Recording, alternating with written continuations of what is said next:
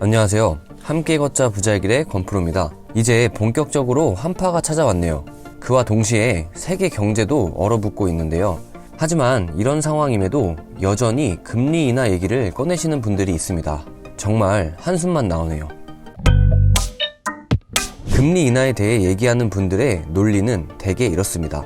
경기 침체가 심해지니 경기 부양을 위해 기준금리 인상을 멈출 것이다. 이쯤 되면 정말 경제를 알고 얘기하시는 건지 의문이 들 정도인데요. 그렇게 단순한 논리로 무지성으로 쉽사리 움직이셨다간 정말 큰일 납니다. 근본적인 질문 하나 드릴게요. 지금 우리나라가 제2의 IMF 혹은 리먼 사태로 가고 있다는 사실을 자각하고는 계신가요? 아직까지도 안 온다 생각하시는 분들은 조용히 제 영상을 꺼주셔도 좋습니다. 더 이상 그분들께는 해드릴 말이 없을 것 같고요. 그래도 최악의 위기가 온다는 사실을 알고라도 계신다면 다시 한번 말씀드릴 테니 주의 깊게 들어주세요. 자, 우선 대체 이 금리 인상은 왜 하는 걸까요? 그냥 단순히 미국과 연준이 선량한 시민들을 괴롭히고 싶어서 올리는 걸까요? 아니죠. 금리 인상은 인플레이션을 잡기 위한 수단인 걸 알고 계실 겁니다. 유례없는 인플레이션, 즉 물가 상승이 오다 보니 똑같이 유례없는 금리 인상을 하는 건데요. 그래서 지금 인플레이션이 잡혔나요, 여러분? 아니죠. 강력한 금리 인상을 연일 발표하는 가운데에도 인플레이션은 전혀 잡히질 않고 있습니다. 인플레이션이 잡혔냐 안 잡혔냐 여부를 판단하는 지표가 있죠. 네, 바로 소비자 물가지수 CPI입니다. 한창 물가가 폭등했을 때 CPI 수치가 무려 9%, 현재는 7% 후반 정도인데요. 많이 내려간 거 아니냐 하실 수도 있는데 일반적인 경제 상황에선 1에서 2%가 정상 수치니까 원래대로 돌아오려면 한참 멀었습니다. 게다가 겨울엔 에너지난이 불거지기 마련이죠. 12월부터는 난방 에너지가 인플레이션에 결정적인 영향을 미치게 될 것입니다. 한파가 적어도 2월까지 이어진다고 봤을 때 그때까진 CPI가 쉽사리 잡히지 않을 확률이 높겠죠. 그런데 왜 이런 최악의 상황임에도 어떤 사람들은 피벗 타령을 하며 금리 인하의 기대감을 드러내는 것일까요? 저의 합리적 의심으론 아직 큰손 세력들이 개미를 놓아주고 싶지 않은 것이다. 이렇게 말씀드리고 싶네요. 제가 항상 얘기해왔던 것처럼 세력들의 농간에 개미는 늘 희망 고문을 당하고 돈을 잃기만 합니다. 세력의 입장에선 수단과 방법을 가리지 않고 단물을 쪽쪽 빨아먹어야 하는데 경제 위기가 온다고 해서 개미들이 투자를 멈추고 몸을 사리면 안 되잖아요. 결국 피벗, 대출 완화, 저점 등등 허황된 소리가 뜬금없이 나온다. 다 여러분의 자금을 털어먹으려는 세력들의 간악한 술수라고 보셔도 무방합니다. 아니, 1,000원 하던 껌이 1,100원이 된 건 비싼 거고 그 1,100원의 껌이 1,180원이 되었는데 이번엔 80원만 올랐다고 그게 과연 물가가 잡힌 걸까요? 크게 오르던 작게 오르던 물가가 뛰었다는 사실 하나로 인플레이션 상황은 유지되는 거고요. 앞으로 물가가 계속 오르는 이상 이 금리 인상의 기조는 당분간 유지될 것입니다.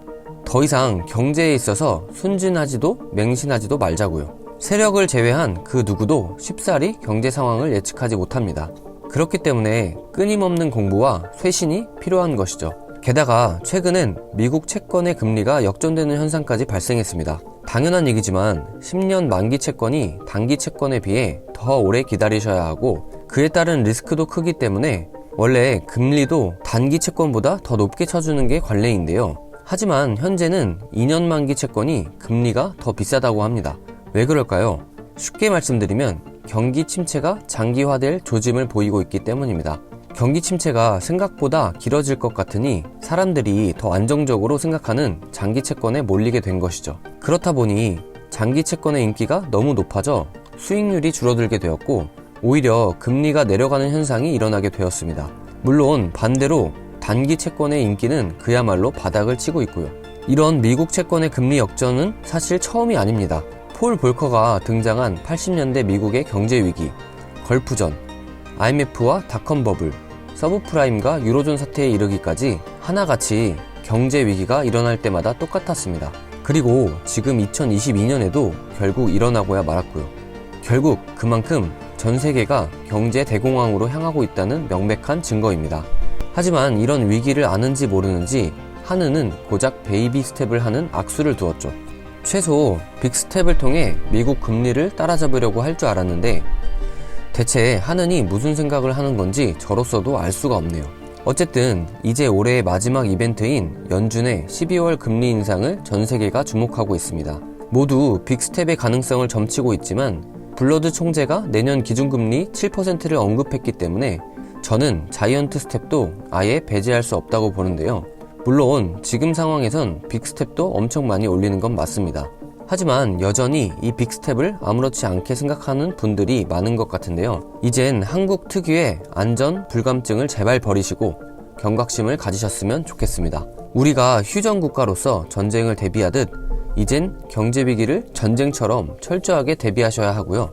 경제는 이미 금리 인상, 물가 상승, 대출 불가 등을 통해 여러 차례 위기 신호를 보냈다는 점 잊지 마세요.